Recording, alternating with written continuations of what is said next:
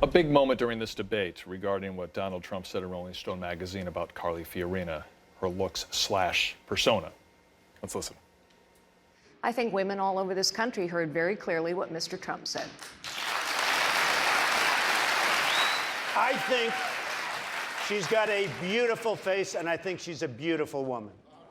He's saying, there you go, I made my apology.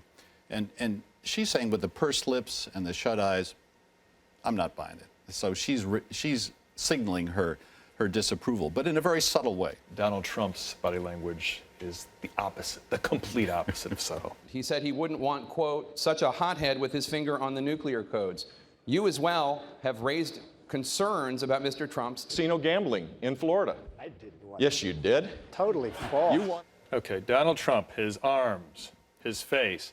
I mean, he makes so many faces in these debates. I would think you would coach people not to do stuff like that. The standard wisdom in the political world is you're dignified, you look presidential, you don't make faces like that.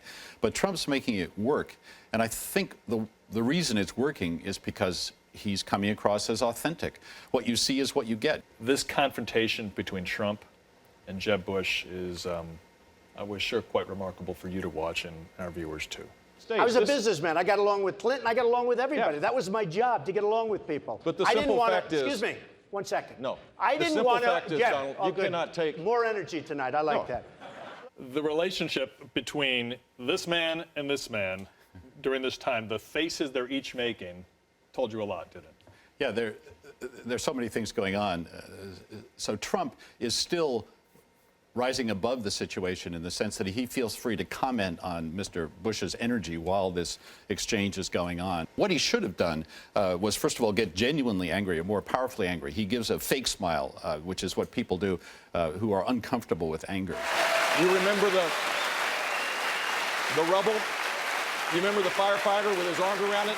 He sent a clear signal that the United States would be strong and fight Islamic terrorism, and he did keep us safe. TV sound down, you could see his face looks angry. Was that natural? Was that effective for Jeb Bush? I think this was one of Mr. Bush's good moments. He finally gets angry, and I guess it took dissing his brother to make him angry. You thought Marco Rubio was strong during this debate, stronger than the first one. You better be able to lead our country on the first day. He's doing 2 of the 4 facial gestures that are positive and engaging and that connect with people. He's raising his eyebrows and he's opening his eyes. And that's difficult to do with the bright light shining in your eyes on TV. A lot of us from New Jersey are outgoing, we're out there, okay? Chris Christie's one of them. I'm as entertained as anyone by this personal back and forth about the history of Donald and Carly's career. I got to tell you the truth, they could care less about your careers. When somebody focuses their emotion with anger or excitement or happiness, then we pay attention. And so we're paying attention to Christie here with the lowered eyebrows and the scowl. Who did the best in this second debate?